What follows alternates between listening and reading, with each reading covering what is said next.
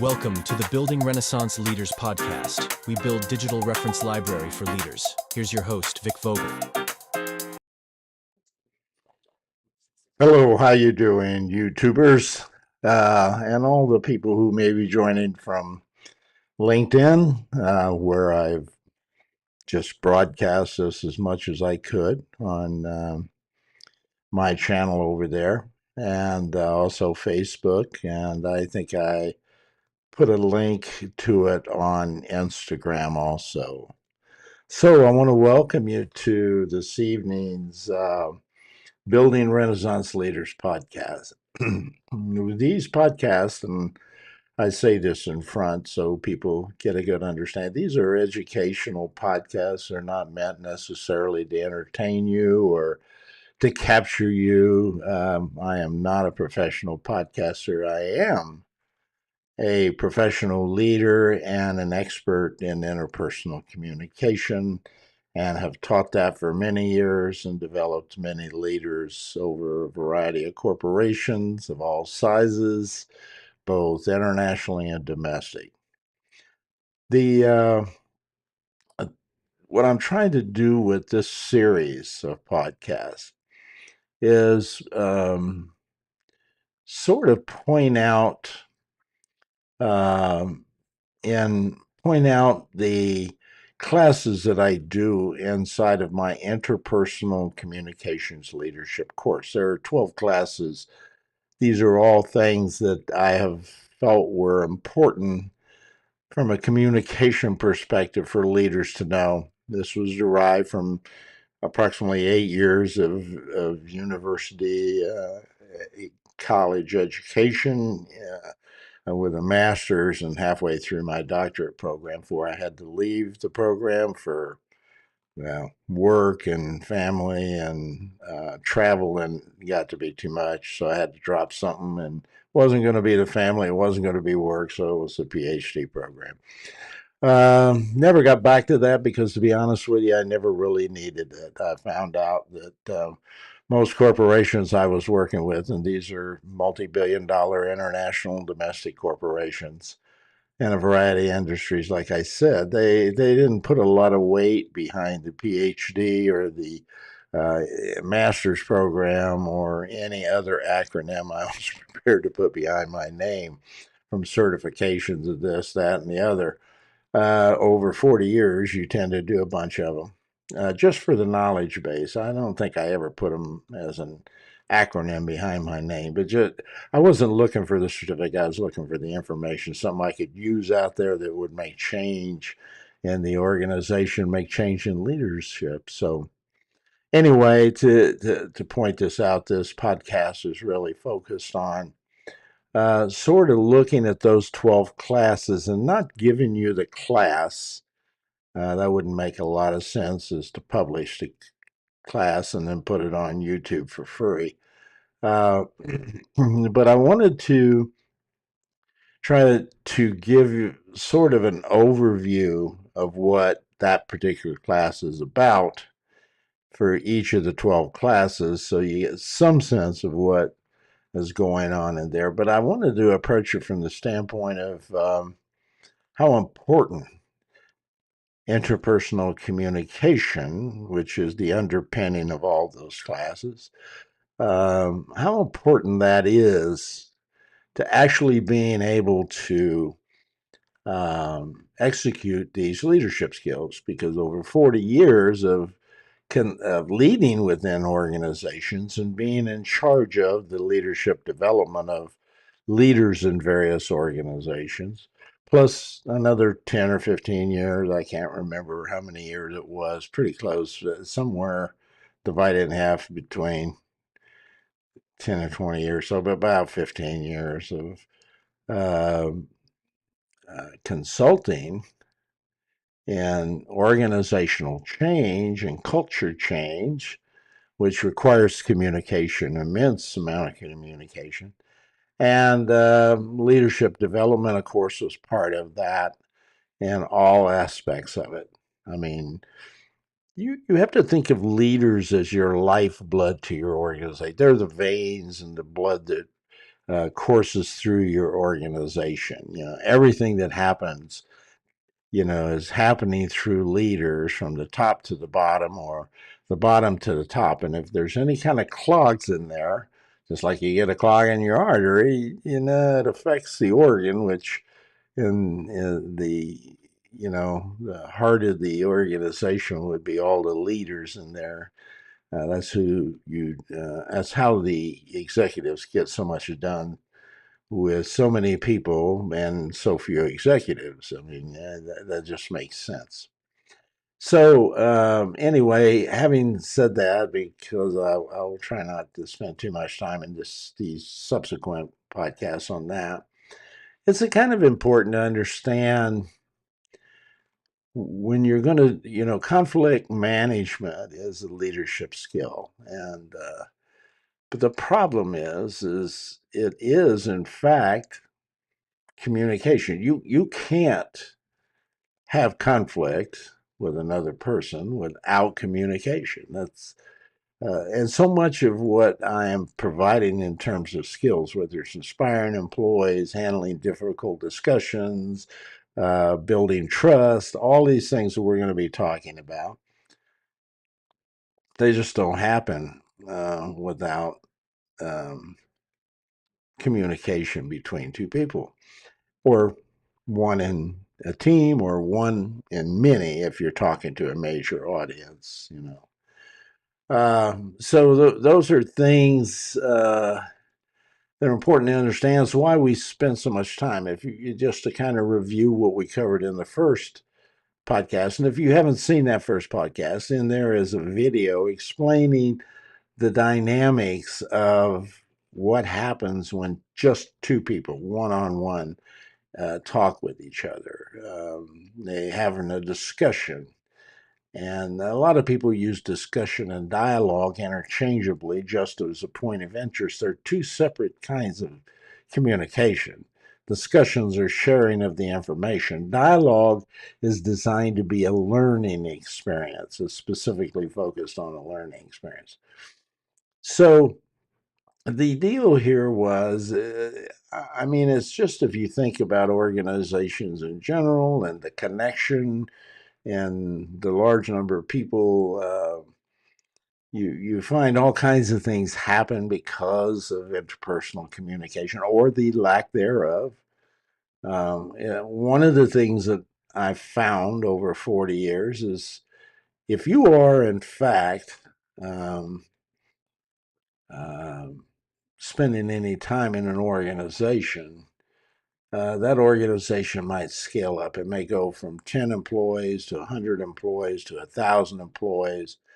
And where we find we have difficulties is we don't tend to enhance the communication or pay enough attention to communication when we scale up. And that's where I see a lot of the breakdown happening, is when companies scale up. They may start out, somebody has a great barbecue recipe, and they just open up a small, you know, 30-seat restaurant on Main Street in small town in one of the states in America. And that recipe is good, and more people keep coming. And the next thing you know, they're saying, hey, look, you know, it's getting the line's getting a little long. We have to make reservations like 3 weeks in advance to get in here. Well, the owner begins to think, well, maybe I need to move this restaurant to a larger facility. And they do. And now they've got 150 and 200 seats, and they're doing shifts from lunch through dinner and on into the evening till about 2 o'clock in the morning, where the club, the bar that they put in with the restaurant now is there. So people come in just for the bar sometimes to stay 2 in the morning. So now you have and now we're 100, maybe 100 employees uh, in that restaurant, and serving more people, obviously, and that catches on. It fills up, and the line starts waiting again. So now, what we're finding out is people are coming from the surrounding area, the other small towns in the area. And then sometimes they're coming maybe from a major metropolitan area like Chicago or Dallas or Detroit. And they're traveling 40 miles to come to this restaurant barbecue place. So the owner is approached by a couple of people who are investors, and they're saying, we think we'd like to loan you some money so you can expand because this looks like a good deal. Next thing you know, this owner now has 6 restaurants in varying small towns and one in downtown, whatever metropolitan area it is. And so now that person can't be engaged in the restaurant anymore. They're now managing 6 restaurants with a staff of about maybe 21 to 40 cadre of supervisors and leaders or managers, if you will, and maybe a staff of 400 or 500 employees now. It's at this point because excuse me one second, I have I'm fighting off a sinus infection, and in Oklahoma the allergies are not.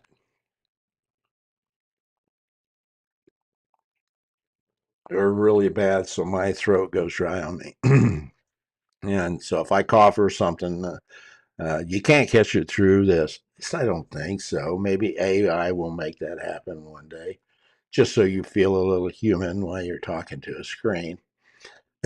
Oh, God, I hope not. Okay. Anyway, back to where we were. Anyway, that's where we begin to see the problems because this person was doing great when he opened up that small restaurant. People knew him.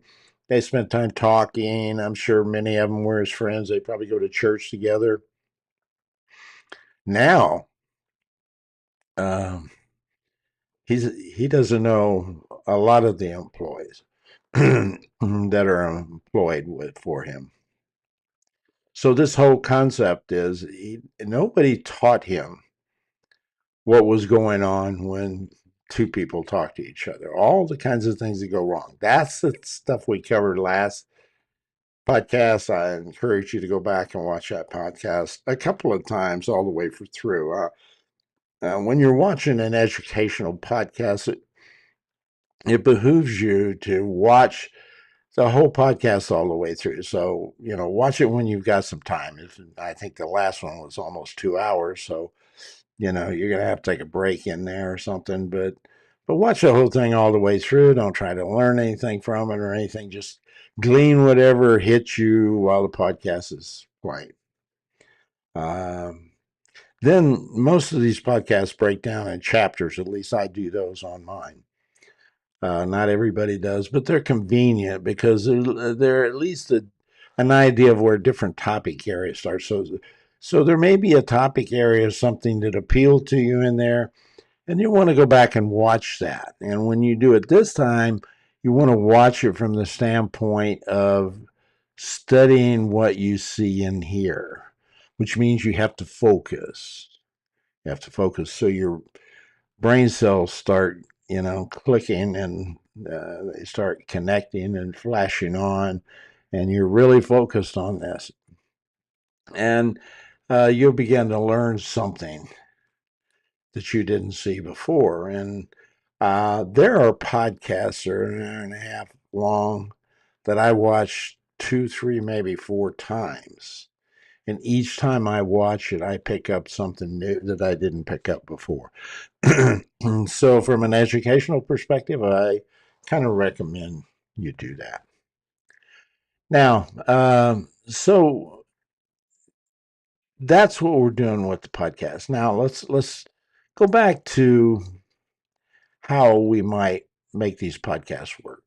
First of all, um, if you have a question, if you're here, I would like for you, because there's some people I don't see there unless they enter the chat and put your name down there. Maybe a bunch of people watching, but they're just not joining in.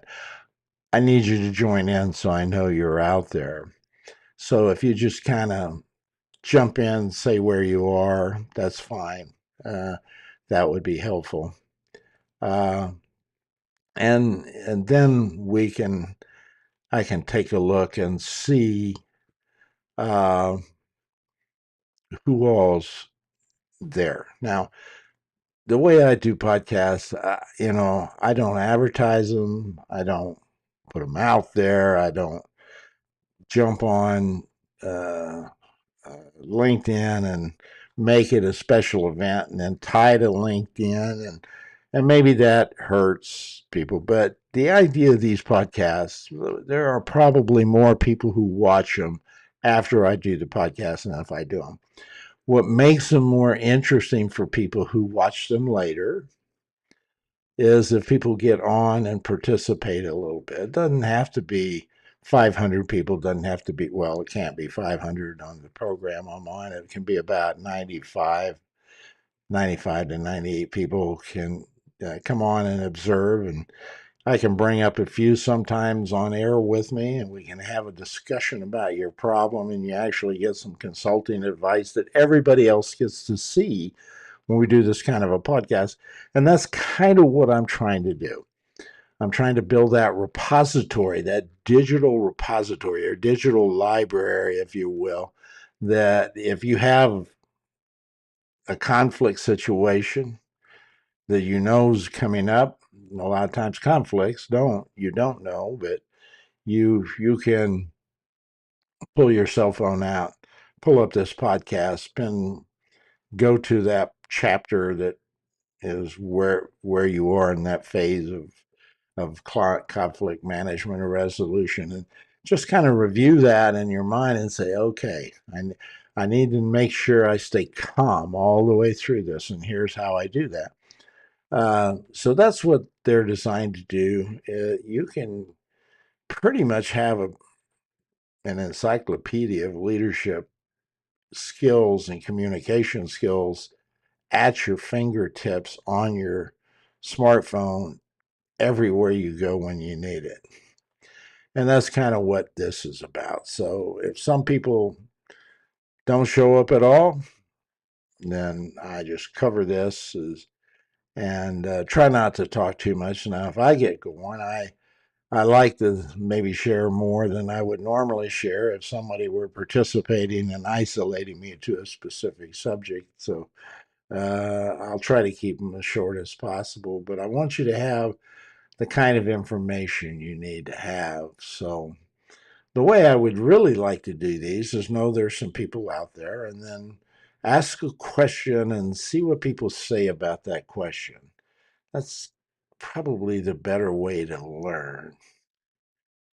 But if nobody shows up, that becomes extremely difficult to do. And then I'm into just explaining a topic area. You don't learn as well that way, and I don't enjoy educating as much with me doing the talking most of the time. I'm actually my best when I'm sitting with someone one on one. All my 30 or my 15 plus years of consulting was primarily going into an organization and working inside of organization and working with leaders. I had a few individual contracts outside of an organization, but because of my expense and what I charged to do consulting, most people didn't have the money to do that kind of thing. It was one or two things. The people who were contracted with me independently, individually had the money. Maybe they were executives in a corporation or something. Or I just felt I needed to help this person and I just did it gratis or free. Very few of those, but I have done them. Like this program that I'm thinking right here and now, I'm going, wow, I would love my granddaughters to graduate high school having this kind of capability to communicate effectively. Because, like I said in the last podcast, I did tens of thousands of surveys. And the number one thing people said they wanted their leader to do better was communicate. And what they were talking about was interpersonal communication behaviors, frequency of communication. When they communicated, they were able to be, their nonverbal communication was consistent with what they said, things like that. So uh, that's kind of what. So the question I had, I wanted to start with uh, this podcast. I had an interesting question. And if you're out there, I'll ask it and I'll wait and see if any pops up on the chat box. But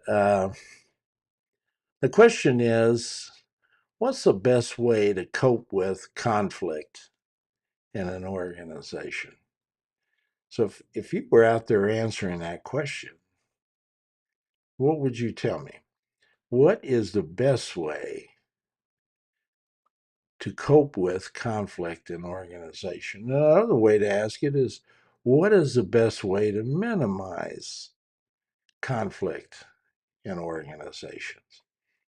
Because the reality is, like I said, this happens probably uh, less with that mom and pop on Main Street than it does with the guy who ended up building 6 restaurants and actually may have started a whole chain of 35 to 40 restaurants across southeastern or midwestern or western part of the United States.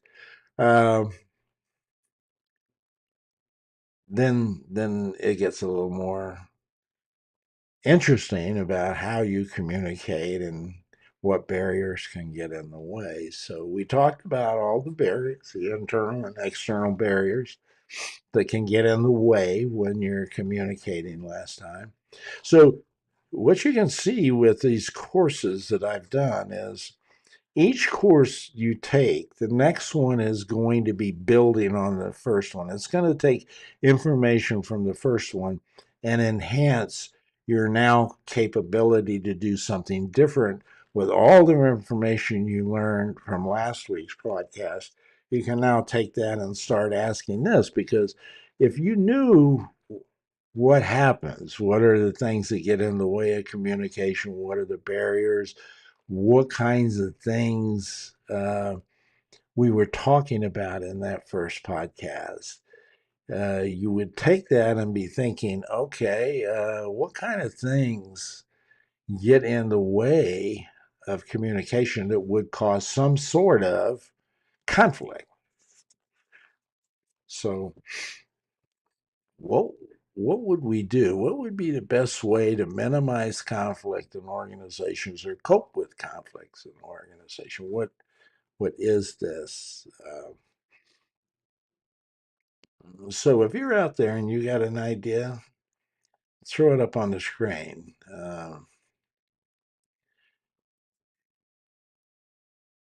Okay, so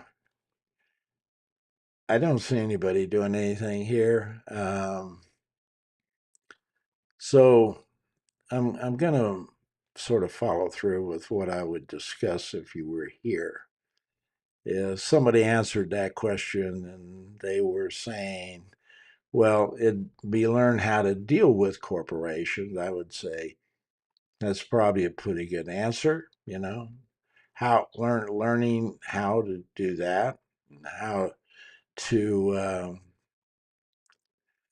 and then I would say, well, how what are you learning? What are the key things that you think you need to do if you have conflict in your organization all of a sudden? And so people would probably come up with a variety of things.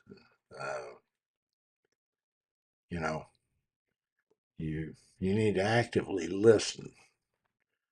Really, tell me more about that would be my response. And then we would find out, well, you need to pay attention what the person is saying, and You need to be in an environment that doesn't seem to be threatening and yet add some privacy so you can talk to them. And going, well, how do you do that when two people are in the break room yelling at each other? See, so those are the questions I want to ask if people will join me. I'm not going to respond to them and I'm not going to answer them here if nobody comes and shows them, because I don't know that you would take, if I'm talking to you and I hear you responding, that allows me to know that you're grasping what I'm saying. Right now, I have no way of knowing what you would do, but simply taking anything I say and say, okay, I'll try that. It may not work, and it may not work for a variety of reasons, but one of the reasons is you may not understand the context and you haven't had a chance to think through and discuss with me what I mean by, we need to have some sense of empathy. Why do we need to have that? Why do we need to have that empathy? And you may sense there's something we would be talking through this, and you might come up with, well, it tends to calm the person down a little bit. And what do you do to try to get people to go in that direction? And the person might say, yeah, I don't know, please be quiet, or something like that, or yelling doesn't help. And I'm going, no, that's not going to get them calmed down. What you have to do is get the conflict off of being focused on them. Their perception needs to be, and your points of communication need to take them to perceive that we need to be talking about whatever it is underpinning the anger you're seeing. You need to de-escalate the anger, and you can't do that by talking about the person. You have to move their discussion through the right questioning over to the point about the subject that caused the problem in the first place. Um, so, those are the kinds of things that we are discussing or will be discussing in the interpersonal communication course. That course is limited to 6 people. So I am on there, and then we have a screen that pops up that shows 6 people on that screen. It's like sitting around the table. The 7 of us are going to be sitting around that table talking about this idea of how to calm somebody down. How do you do that? So they're really angry. They're hopped up. They've reached a point where they're screaming superlatives of each other. They're yelling bad words that are judgmental and offensive, and you have to understand what's going on in their mind.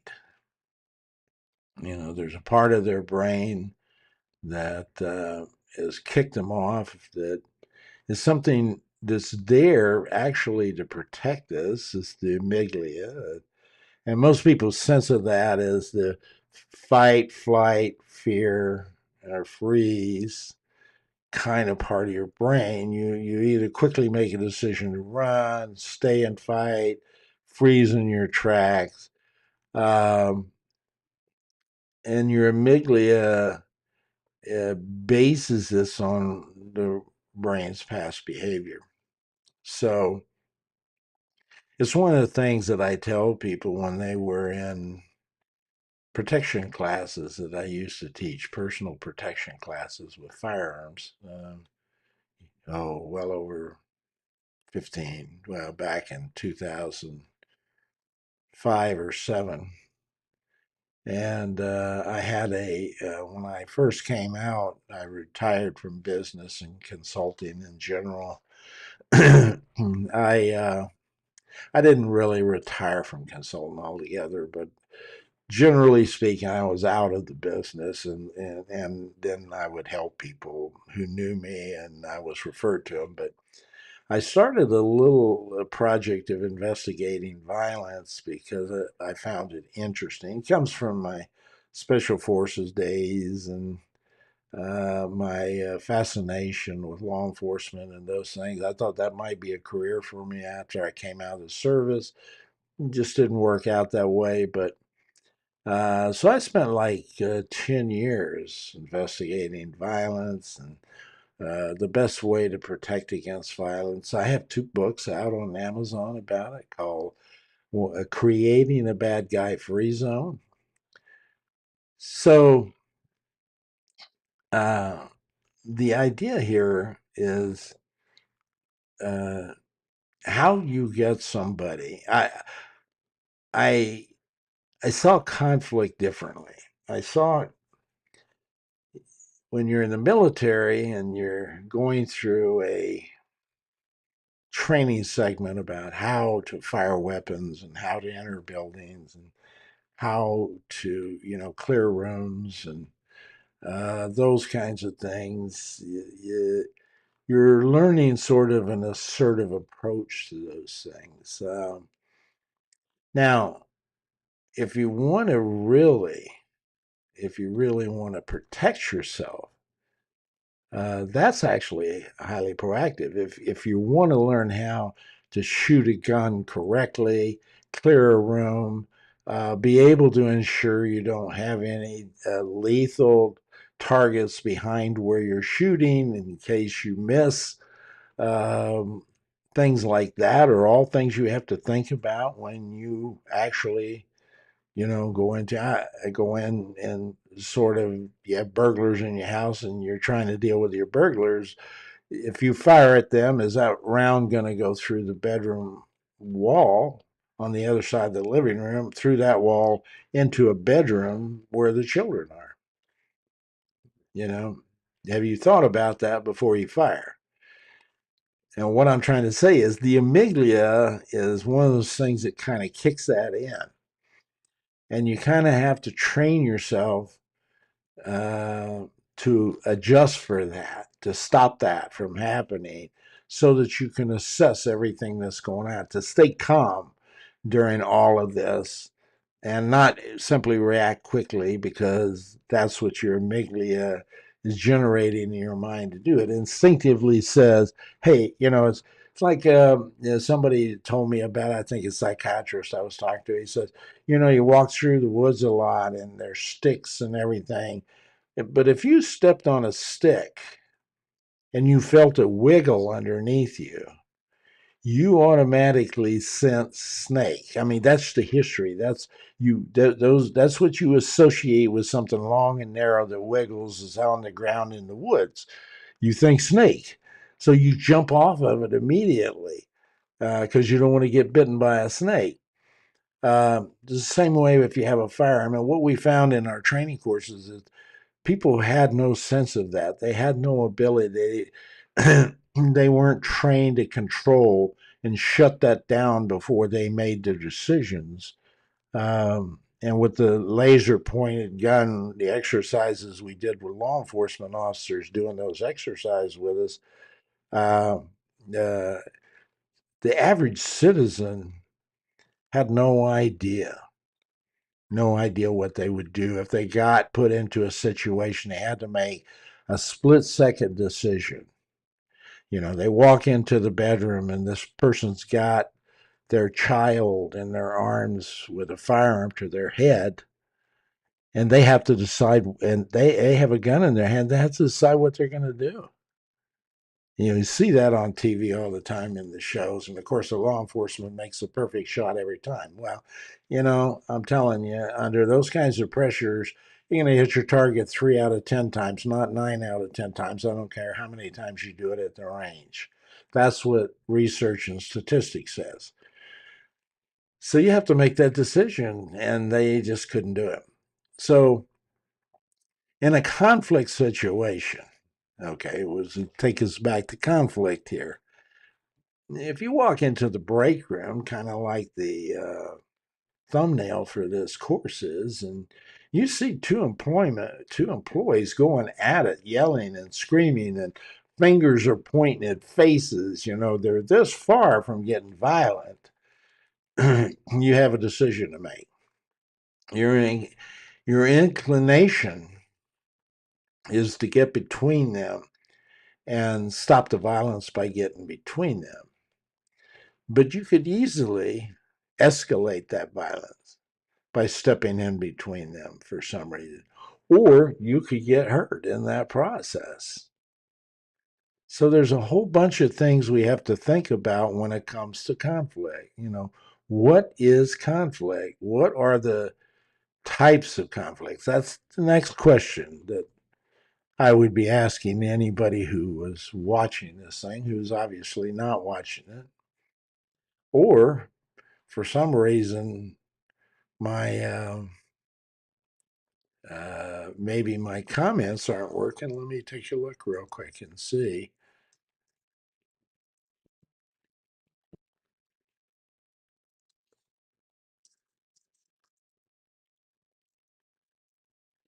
I am going to do a quick message here.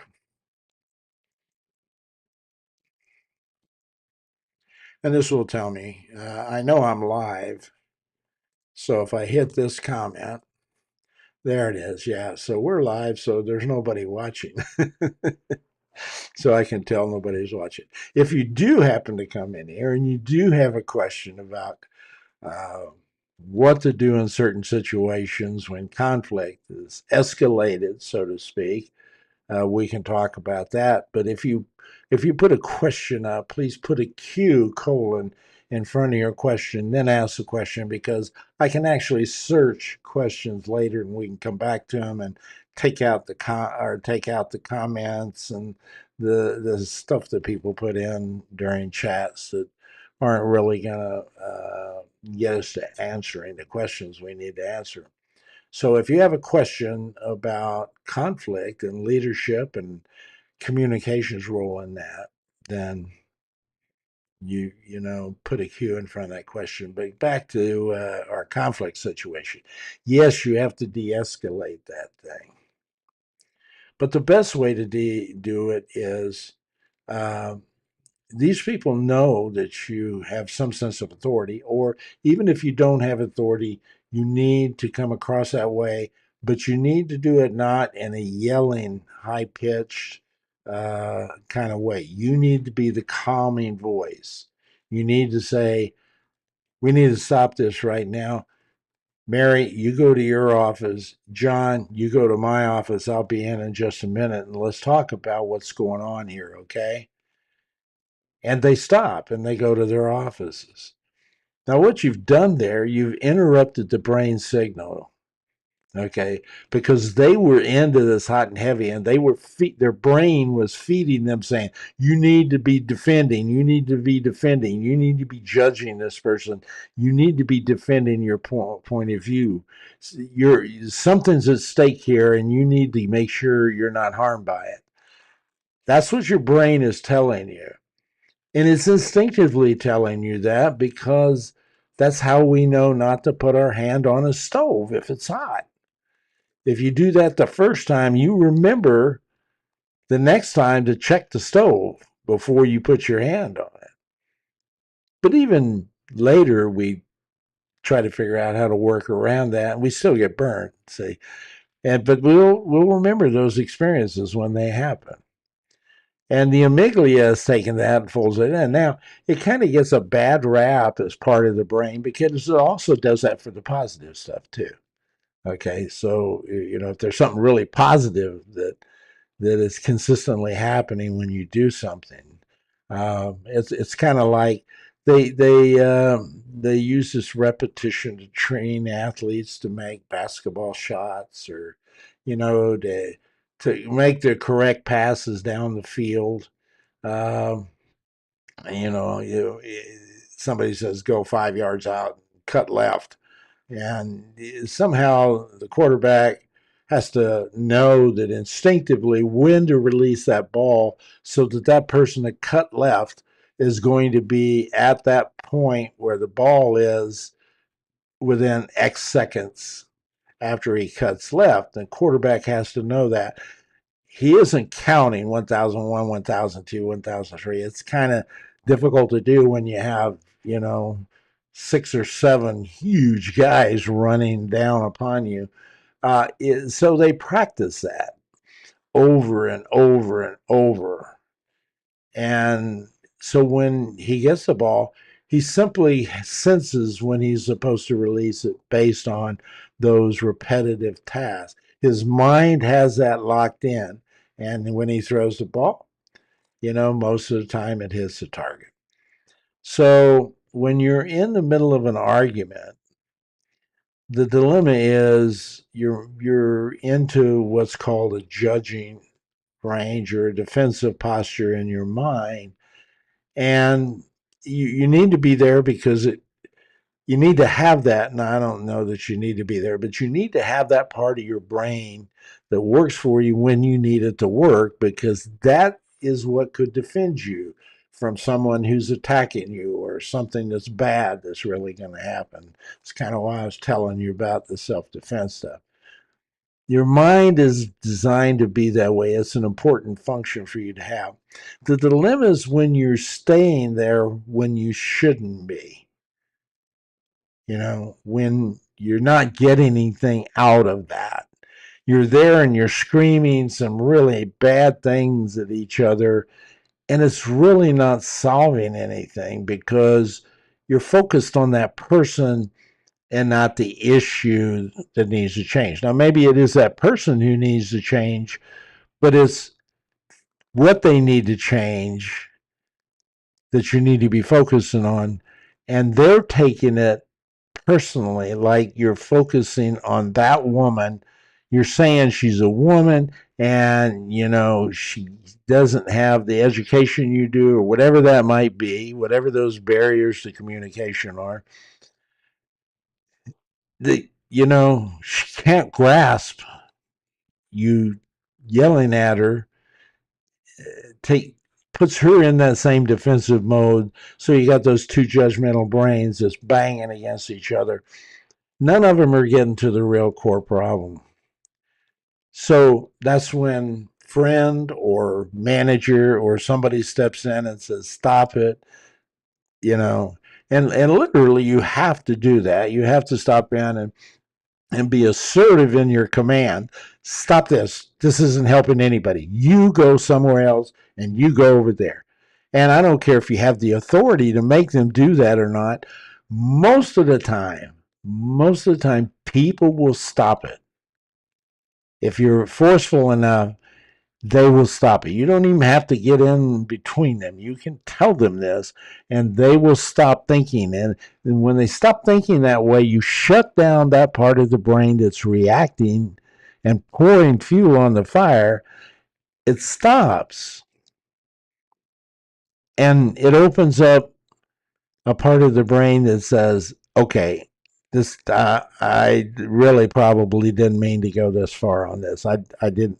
I need to back up a minute.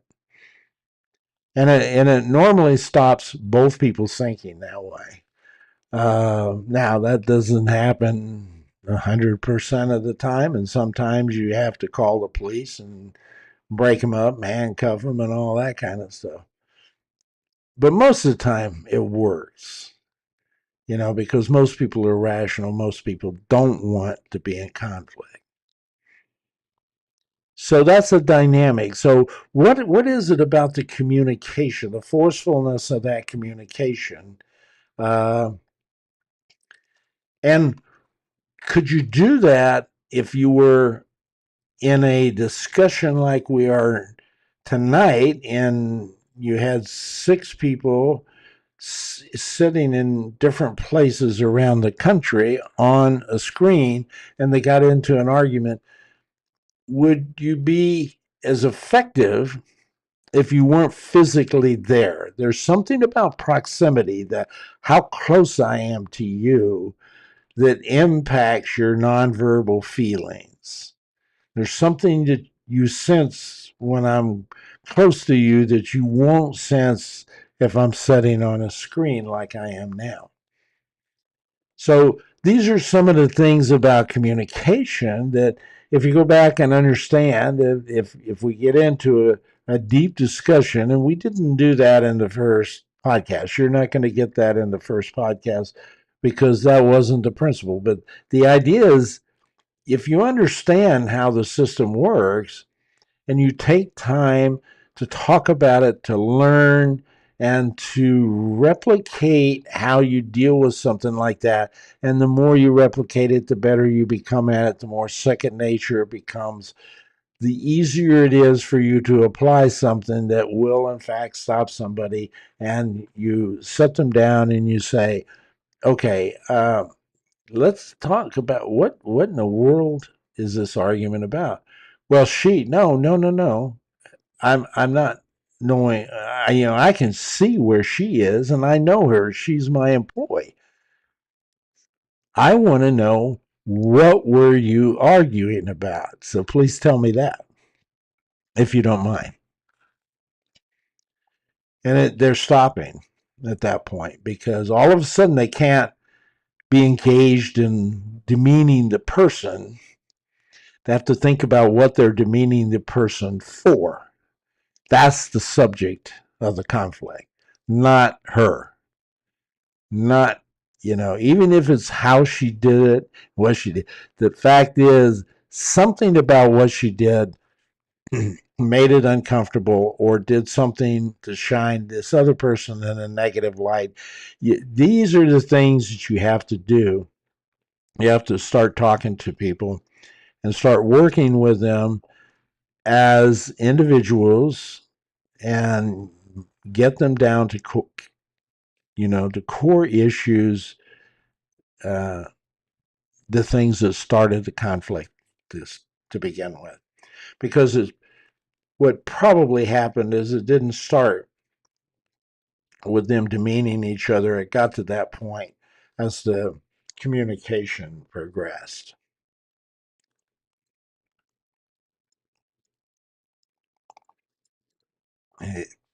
Yeah, also have a neurological disorder as that's hereditary, and as you get older, it gets worse. Uh, uh,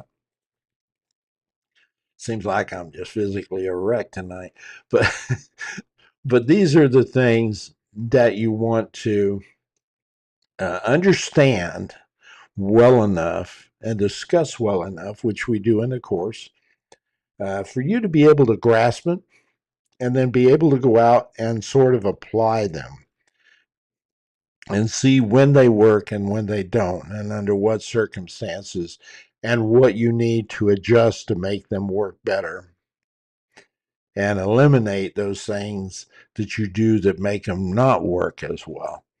And so you learn some things. You learn to that if you can calm them down, if you don't raise your voice, if you're talking to them on calm, even a more mellow FM radio person voice, that helps calm people. There's research in neuroscience to show the that more lower pitched, lower frequency voice has a more bass oriented voice, a lower tone, if you will, has a more calming effect on neurons in the brain that will cause the excitement that causes excitement to calm down.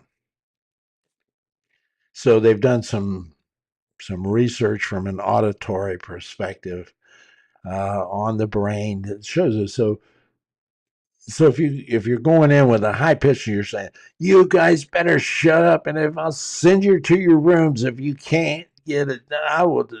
If you're adding to the, if you're trying to stop the conflict, and you're adding to it by your tone of voice and what you're saying, then excuse me, then that escalates things, and you need to de-escalate. That's the first thing you do, de-escalate. Now, the fast way to do that is to go in and say, stop it. Just stop it. You guys don't need to be doing this in front of everybody else. They don't deserve to hear it. Whatever that takes to stop it, send them to their rooms. Then when you can go talk to them, you can take a more empathetic approach to them, and you can begin to get what's going on behind that issue. That's what you're going to have to do to resolve the conflict.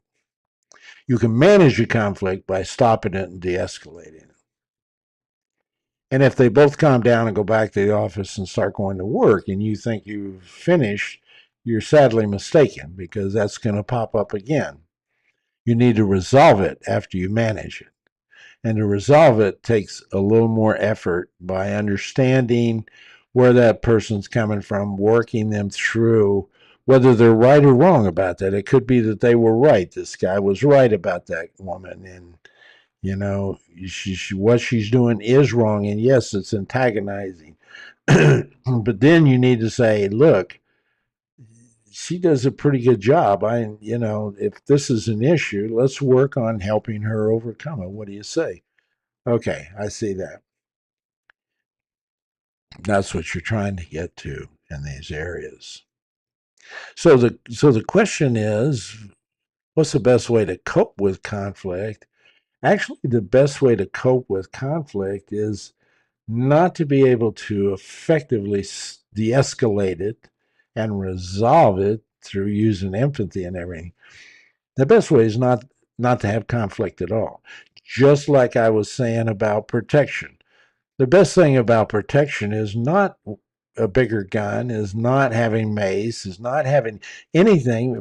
Frankly, if you're at that phase in a self-defense scenario, you're already in a fight. You're in a win. If you go take self-defense courses, you're assuming you're going to be in a fight. Or if you buy a gun, you're assuming you're going to be in a gunfight. All of those things are lose-lose scenarios. You could get shot, they could get shot. If you shoot them, they don't shoot you. If you didn't do it the right way, you could go to jail for the rest of your life. If you did do it the right way, you still have to live with the consequences of taking a life, which does weigh on your mind. So same thing here with the conflict situation. Just because you happen to be right in a conflict situation doesn't mean you handled it the right way. And that's what you need to impress on somebody. Just because it's right doesn't mean you need to do it the right. You could be doing something that is righteous, so to speak, and it's not contributing to the benefit or welfare of another person or the group as a whole. You would still be right, but most people are not going to look at somebody and say, hey, they're right. It's like you have a right to shoot somebody who comes in your house. That doesn't make it the right thing to do. You have a judgment call there. And so, what you're trying to do with people who are engaged in conflict is not just manage the conflict, not just de escalate it. The resolution is to help them understand what was wrong about their approach to handling that way, to getting into an argument in a break room with another employee. Well, that isn't. I mean, you might be right about the argument, but what you did and how you handle it doesn't make it right the way you did it. So conflict is the best way to handle conflict is in the hiring process. Excuse me. It's in the hiring process. It's to hire someone who fits in, who kind of fits in with the whole group. I know I had a team. I think there were 15 of us. And I learned early on when I was recruiting, when I first started in business, I worked for an IT firm, and the guy that had the IT firm, he had a process for hiring I thought was pretty good. He said, I want the recruiter to go out and identify the personality, whether this person seems to have the knowledge base, but do they also have the thing that the characteristics that we like, that we want to fit into the organization. And then if they did, the next part of the interview process was to send them to that place that they were going to apply, that they were applying for, that they were going to send them to work there, and have every employee talk to them. Did a couple of things. It let that person know what it was like to work there, because they were actually talking to the people that they would be working with. So they could ask the questions about how treatment happened and all this kind of stuff. And so it was a long interview process. I mean, it took hours to complete on a regular basis. Uh, but the turnover rate in this company was almost non existent. Once you were in there, you liked where you were working so much that it took something like a lot more money, or an opportunity that was far beyond what that company had to offer at the time, for someone to say, "Yeah, I need to leave." Uh, but it was so enjoyable to work there. It was so enjoyable that the people that you work with, the boss, everybody was on the same page. Everybody seemed to have that kind of value system to fit. Now, did everybody that I sent into those interviews get hired? No, it's probably about an 80 to 90 percentile rate. Um, but maybe I missed something during the interview that they picked up on.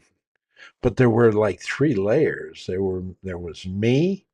Then they went to like a sort of like a director of the area, and then they then referred that person to meet with the manager and the employees of that area. And then they got together and had a team session to decide how they felt, and shared that with the district manager. Because at that point in time, the district manager was probably saying, I don't need to make this decision. These people make the decision for me. That's how well they work together. And I don't remember a lot of conflict or toxicity in the culture in this company. You could go to any office at any point in time and you got the same kind of good vibes, comfortable vibes. Um, so there wasn't a lot of conflict. So one of the best ways to cope with conflict is the hiring process. Make sure the person you hire fits into your organization, and you're most likely going to have someone who comes in and feels valued because they're learning, they're growing. Everybody puts their arms around them and mentors them up the ladder. Uh, and they then kind of take that on to the next organization. So that's probably one of the best ways to do that. The next way is to create a transparent and open communication process. The biggest problem, I remember I told you I did some assessments, and the biggest complaint we got about communication, of leaders' communication, the number one thing they want them to improve, probably out of that, the number one thing that they needed to improve, and probably if they did this one thing, they would solve 65% of their communication problem, was frequency of interaction. Uh, there wasn't a lot of interaction between leaders and the employees, physical face to face sit down, come in, and some of it you I don't know if you've ever had one of these leaders. Somehow they were always walking the floor. We hear you need to walk the floor, but these people, it's not just walking the floor, not just being physically visible, but that sense that you could see this person, you can see these people walking through, and when they come upon somebody, they might say, "How's your mom doing?" I understand she is out of the hospital now. Bang. Yeah. An employee hears that and they go, "Well, I'm still struggling. It's hard to find somebody to be with her at certain times. So why don't we look at your schedule, see if we can help you out? Maybe you could do some of this from home until you get back." That's all it takes. That person's they're there for life. You're gonna have to pry them off the wall to get them out of there. It's that kind, and it's not just he's talking about changing the schedule. He's talking about changing the schedule because he cares about you and he understands how difficult it is for you and how much you care for your mother, for example. Those kinds of things are things that keep conflict down.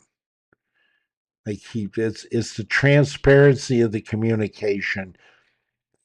It's their ability to know and sense, both from the employee's demeanor, their nonverbal behavior, the discussions that they have on an ongoing basis, talking with everybody in that office, and the frequency of that. They can basically take the pulse, if you will, of the department, and have a feeling of where the issues are. You can almost sense the friction between people when you don't see them talking to each other. One of the things I think people sense that being back in the office might solve is that idea of getting around the water cooler and getting to know each other and talking. Now, we know that's not true because we know from the pandemic how much failure we had in that kind of communication process. But I also know we didn't train people in this stuff we're talking about right now, interpersonal communication. So those are some of the dynamics of what I'm trying to say to you. If we can have these kinds of discussion, now I'm I'm telling you my stories, stuff that I've seen happen in environments I've been in and that I've worked in, and stories that work out. The guy I'm telling you about is actually a manager that I worked with in an organization, happened to be an insurance company, um, big one.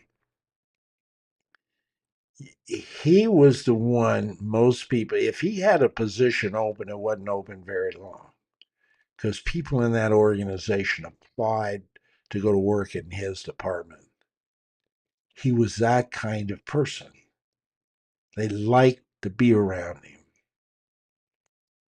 And so he would take the time to train you and develop you and make you feel valued and important.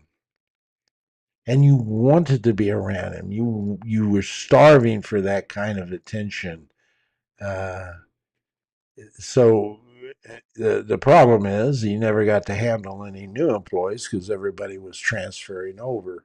So one of the dilemmas we had to deal with, I had to convince, I think there were like 9 other people like him, and that's that area of the organization, all within fairly close proximity to each other. The rest of them didn't have that kind of an environment.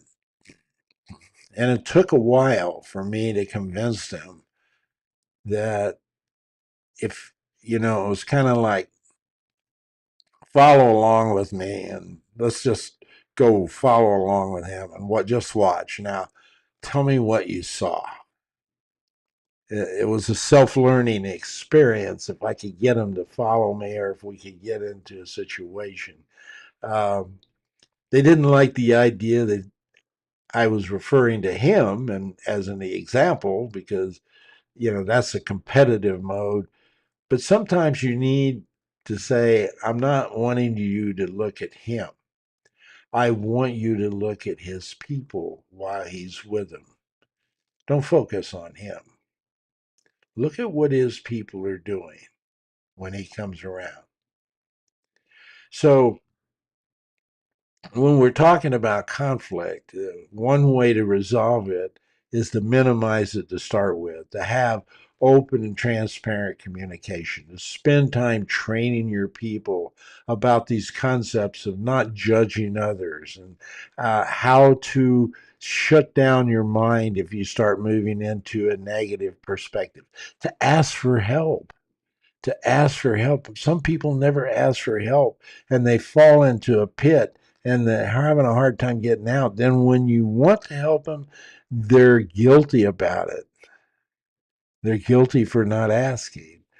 And they feel like they're a failure in that process. And it's almost like a psychological, it's like, group therapy works for a reason. It works for a reason. And if you can kind of create that environment in your organization, your conflicts are going to go down to nil. The other story I tell, so as I'm looking at these, and then we'll get off of conflict because obviously nobody's going to jump on here and ask me any more questions that take us down deeper roads of things that you need to know. You can take the course, and yeah, you're going to walk out knowing some of this stuff real well. When I was doing that stint where I was looking at security and safety and relative to violence, um, one of the things I did is I took a position in uh, a bar, so to speak. It's not the most popular, not known for its safety. I was talking to its owner, and they were asking me, what is it we can do to take this stigma off of us so more people who have more money to spend will come in here. Uh, in other words, elevate its image a little bit. And so I took a stint with this person for 6 months as a security officer in the evenings on weekends.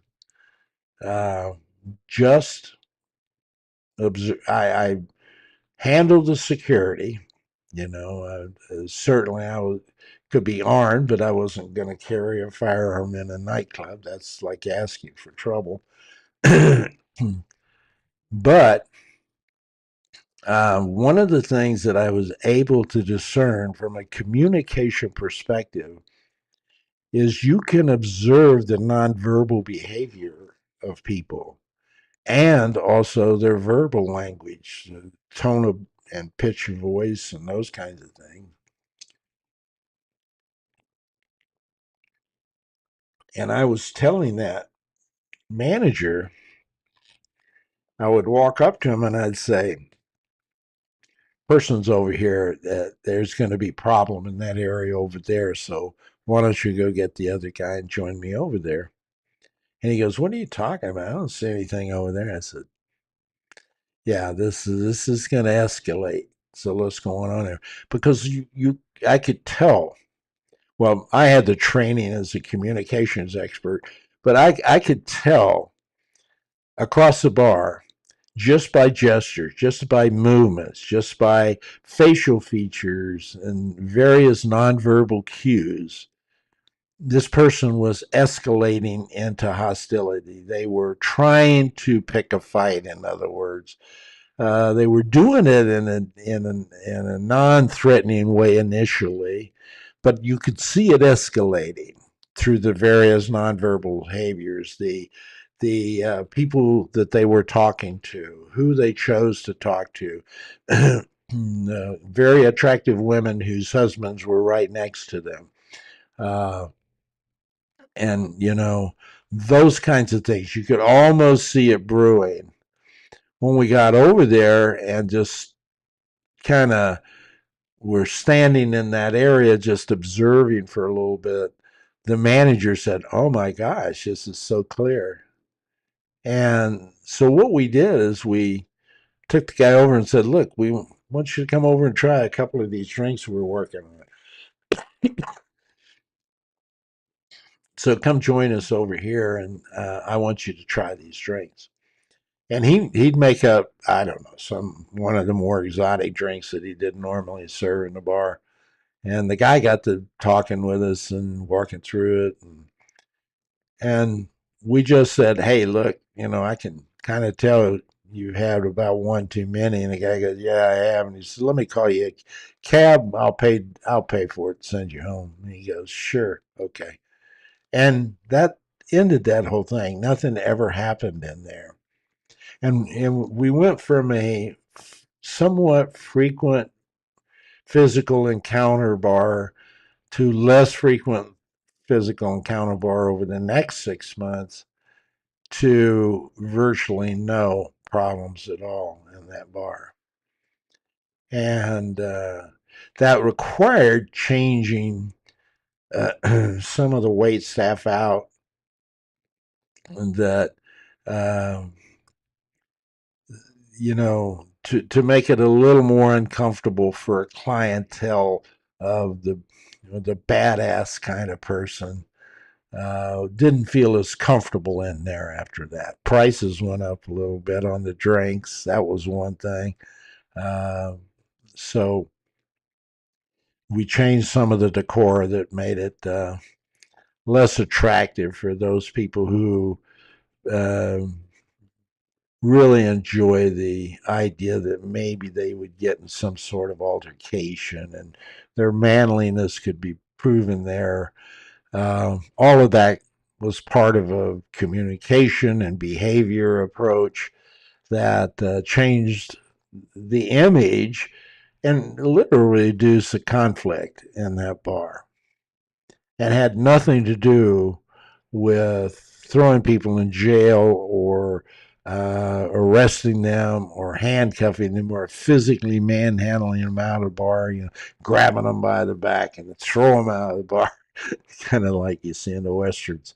Um, Nothing like that. It was very subtle. It was a very subtle communication change. The signal that was being sent by the image of the lounge stopped being a bar. It started being a lounge, and all kinds of things like that that make a difference and can impact.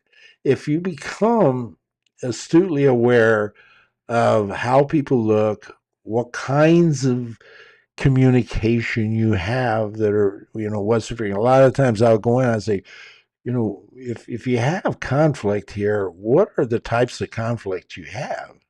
Are they personal things where people are mad at each other? Are they things around resources? Like one company I worked with, the one of the big hot conflict scenarios that got directors mad at each other, and they, they didn't really bond as well as they should be bonding to move the company forward. It was conflict over resources. Why is this person getting more money than me? I remember the one department person, the looked at the during this discussion about resources, and I had a discussion with this guy earlier. I said, "Do you need all this money you're getting? That's a lot of money." It was like everybody was fighting for 4 or 5% more every year. This person wasn't in charge of one of those departments that was growing at a rapid rate. I mean, it was a pretty consistent department, but he was getting 3 or 4 or 5% increase every year. Um, I said, "Do you need all that money?" He goes, "What do you mean?" I said, "Well, seems like your marketing guy is struggling over there to get any kinds of funds in that'll help him. What do you think we ought to do? Is there anything you think you could do?"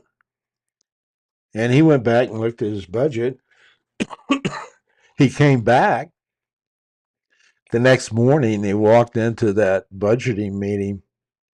The battle was on again, and the guy goes, look, um, I've got a few $1,000s here I really don't need. Why don't we take that and put it over into marketing?"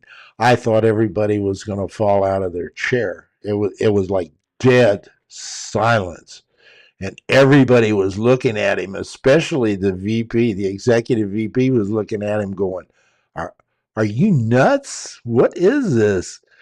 And he goes, "Yeah, I mean, every year I'm under budget every year. And I think we can do it, and I can do everything I need to do, and I don't need this amount of money to do it. I could probably give this money back to you, and then maybe. But I think a good place is to put it over here with the marketing guy." I thought that guy was just almost in tears. He was looking at him like, "Really?" That started a whole discussion about culture amongst that team, and what they were reflecting to their employees when they went back after these sessions, these conflict sessions over resources.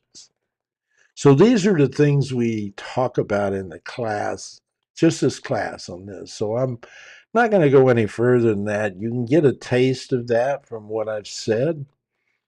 Uh, there's a lot more to learning about these skill sets and how you can use communication a lot more effective if you understand it, if you understand the dynamics of how to use nonverbal behavior, how to sense the incongruity or the congruity between nonverbal behavior and the actual words and language used, the tone, the pitch. Sometimes, for example, you're going to find out when I talk about the nonverbal side, there are 4 or 5 things in nonverbal communication. 3 or 4 of them people probably don't know. One is kinesics, that's the face features, and hey, there's a gesture, thumbs up, wait, where's my camera? There it is, thumbs up.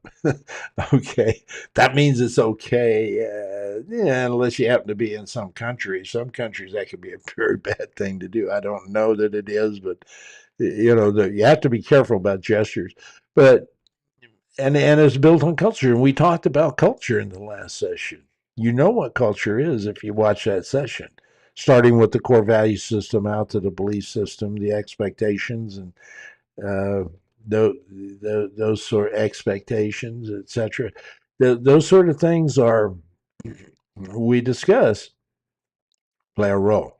They help you assess or sense, and they also help you sense what's going on. And should you spend some time deciding to um, decide whether or not things are okay or not, how do you know when to assess to ensure that you're consistently going on the right things? So, uh, a lot to be learned. Now, we talked about uh, what interpersonal communication was, that it is a closed system and a process, and it's integrated You don't want to just learn active learning or feedback or nonverbal communication. You want to learn how those all interact with each other, how they're all interdependent upon each other, to have a total connection system that allows you to draw meaning through active, ongoing dialogue with each other or discussions with each other, to you come to some agreed upon meaning of what you're trying to say that we all can agree on. Those kinds of discussions, if they can be held in the open, transparent, like we're talking about here, it also lets you know the kind of communication you need to step in and stop an ongoing, out of control, so to speak. Excuse me. Sorry about that. Out of control uh, conflict. You gotta stop it. You gotta stop it in its tracks, de-escalate it by separating, and then you, with your calmness, have to come in and be able to start resolving that. We talk about how to do that and a little more about how to apply the various communication techniques to make that happen. If you, my guess is you haven't had any training, a lot of that. Some of this has to do with the neuroscience, like I was telling you, the idea that now we have science telling us that what we've kind of known to be right. Like you want to go in with a more calm, uh, more of a deeper voice when you're trying to talk with folks and say, I understand that you're showing a lot of hostility and you must really be upset.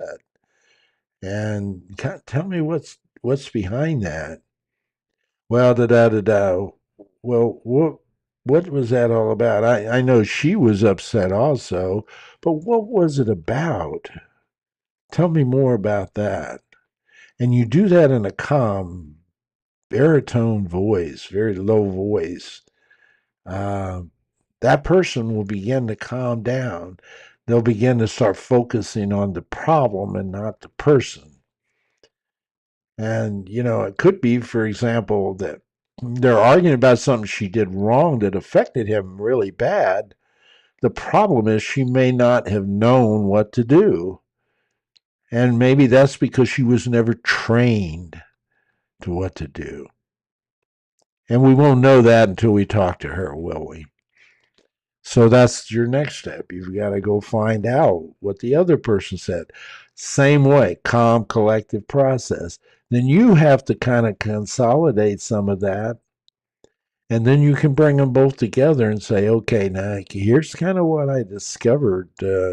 You guys tell me if I'm wrong or not, but here's how I see it. How do you guys see this now that you have this information that you didn't have?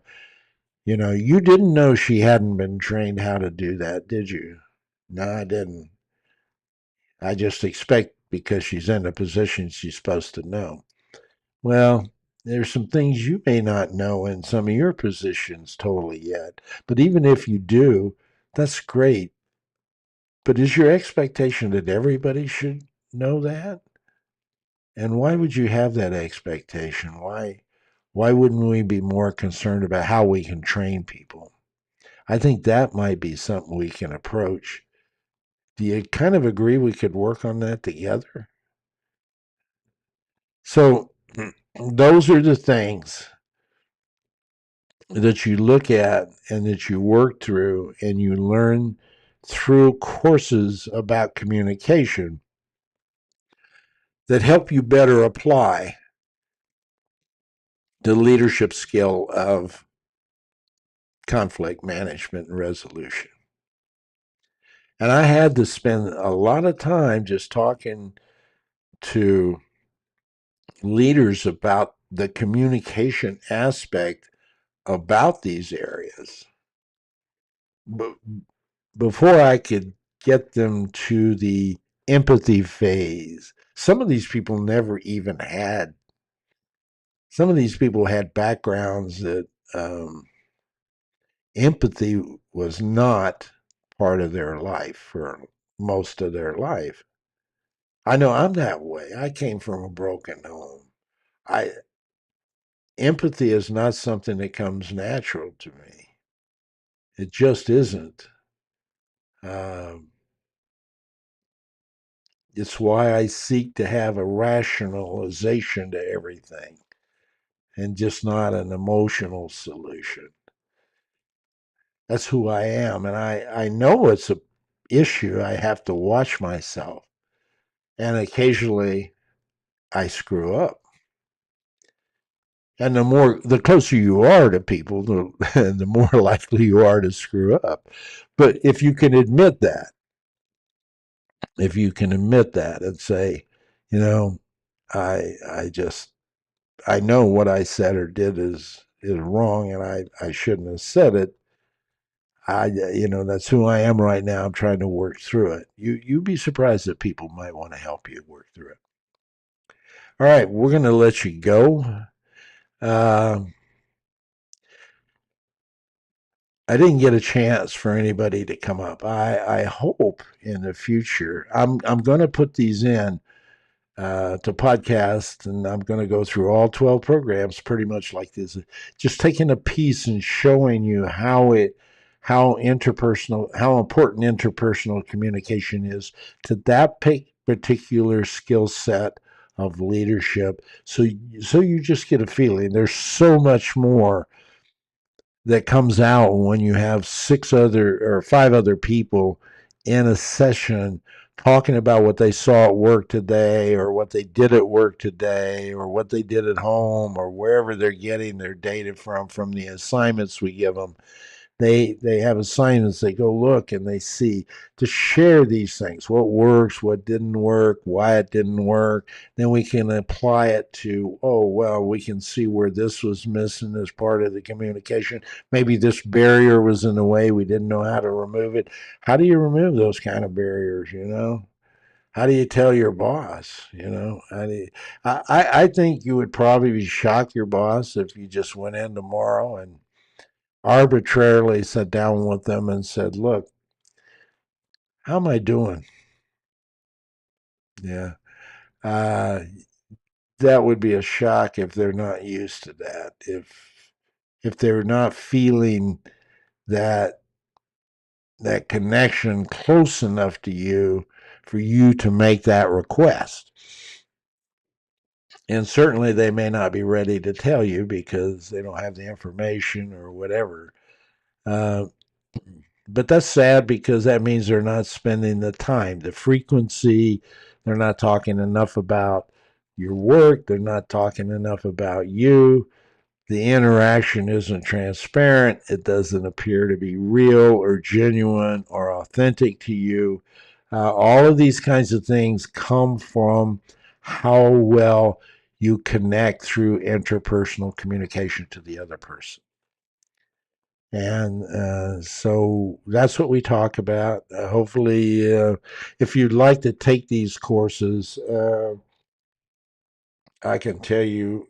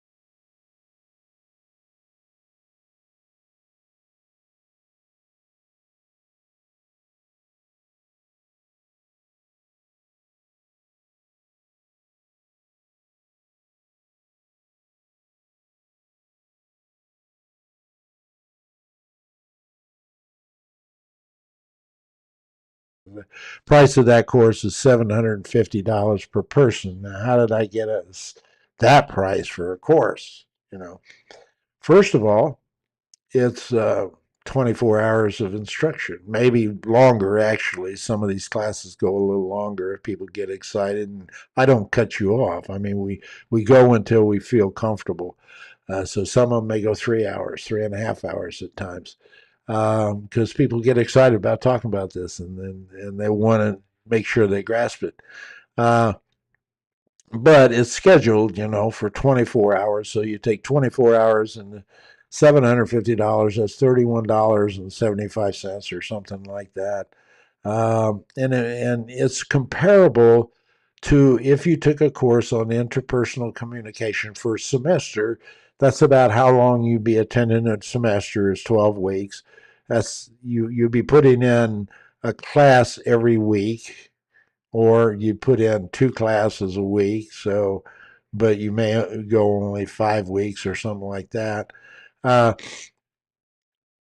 and So it's about $31.75 a class, and you get your 3 credit hours. Now, you don't get credit hours for this, but to be honest with you, credit hours aren't going to get you a raise, and it's not going to get you in as a coach or a consultant.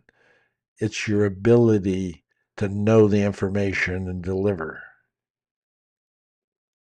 That's why I knew I didn't need a PhD. I halfway through it, and I was going, I'm spending a lot of money, a lot of time, and burning myself out.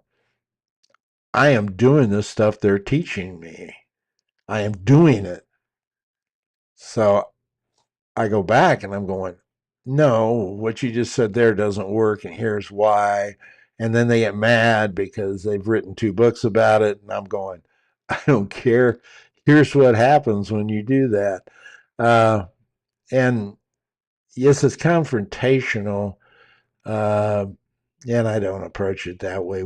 I normally sit down and we just talk through it. In a lot of cases, I have professors coming out to visit with me at a couple of those scenarios where they were actually watching the experience so they could go back and apply it towards what they were learning or teaching.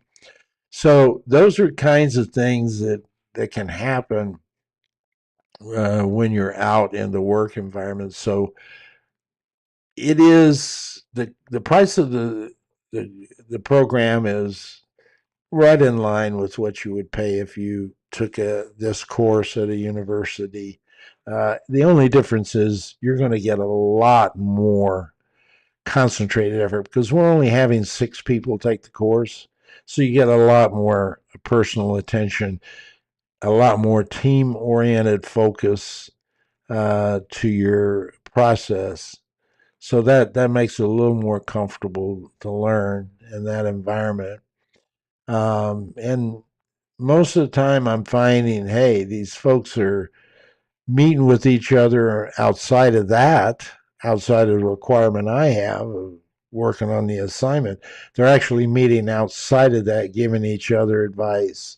So they become friends, they become teammates, they have a resource outside of their work in case they have something at work they don't feel comfortable in discussing. They have a resource that they don't have to necessarily pay me to help them.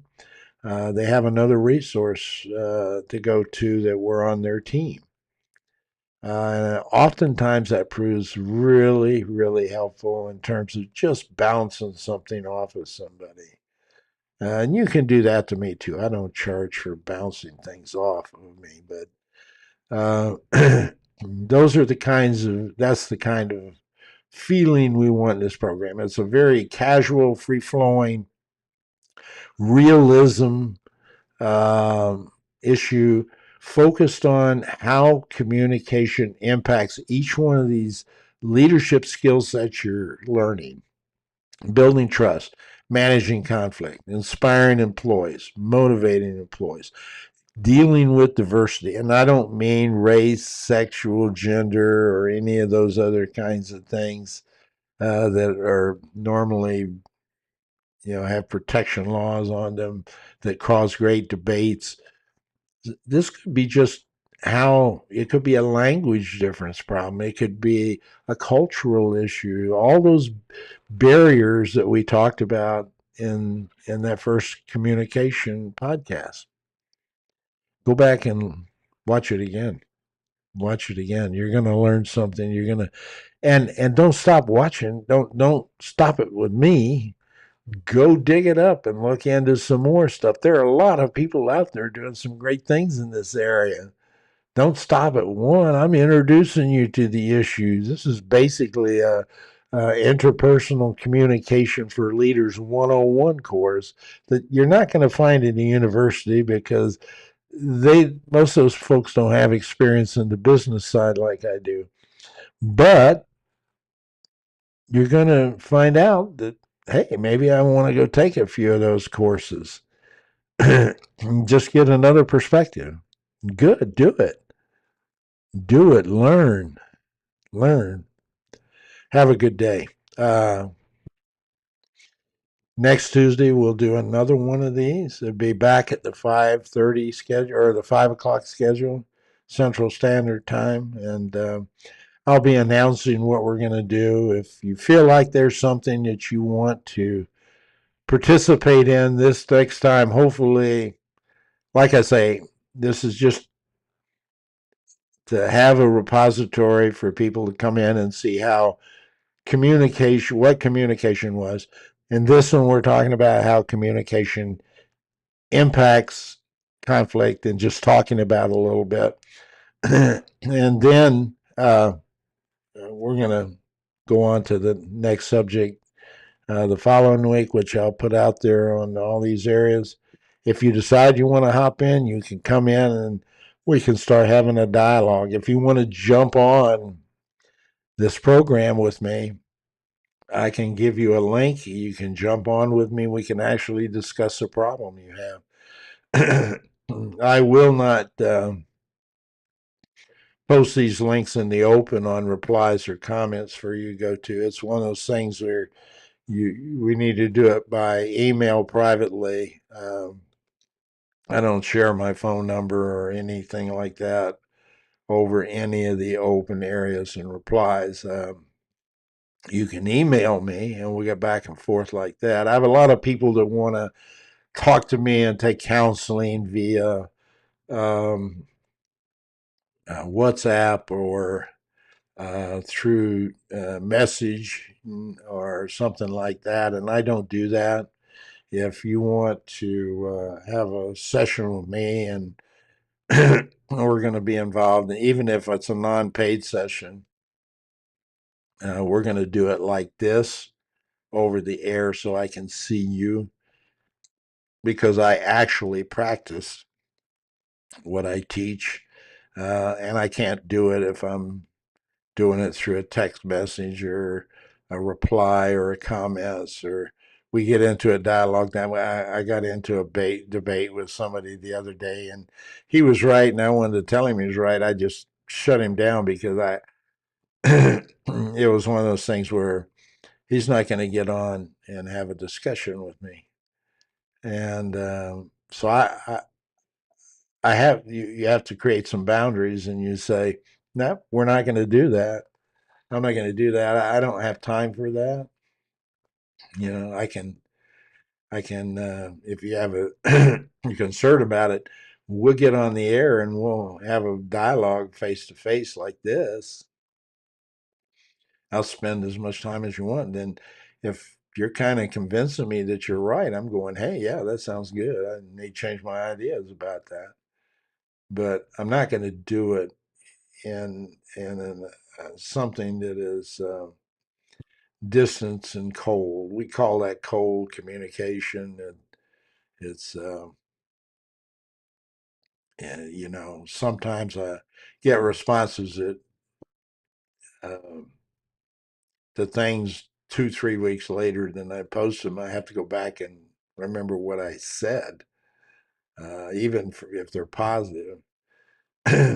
So anyway, everything. If you want to discuss something with me, this is the way we're going to do it. I don't mind. I'm not. I don't charge for chats like this, where we're just sharing information and If I help you and it's just kind of happens in a chat, I'm okay with that. I'm not charging for that. If you want me to spend some time and really get you going and lined up, yes, we can get into that, but it's expensive. It's expensive. I'm not cheap. So, uh, or not cheap. I'm not inexpensive. I'm expensive. And so it has to, you're going to have to decide if the value is right for you on that. Okay. Uh, I will see you next week at this time. Hopefully, my cold. I apologize very much by my cold, but I don't want to get behind on these. I don't want to get behind. They're weekly, and I just have to fight through the coughing and the nasal infection and congestion that goes with all that. And I apologize for it being annoying. Hope you took something out of this. Please spread the word around. I'd really love to get some people in here. I don't care if it's 4 or 5 people. In fact, if you get many more than that and it starts scrolling, it becomes difficult. I'd really love the idea of having 5 or 6 people who get over and chat, and then we could bring them over and maybe have all of us in a roundtable discussion, so to speak, on the air talking about this. I mean, I'd love to hear your opinions about the kinds of things you deal with in your conflict and how you cope with it. And there's probably some things I've missed that you'll bring in, and then that's the idea, that people get to hear a whole bunch of things. All right, I will see you next week. Until then, you be safe. Have a great holiday. Have a great holiday. Be thankful. Be grateful.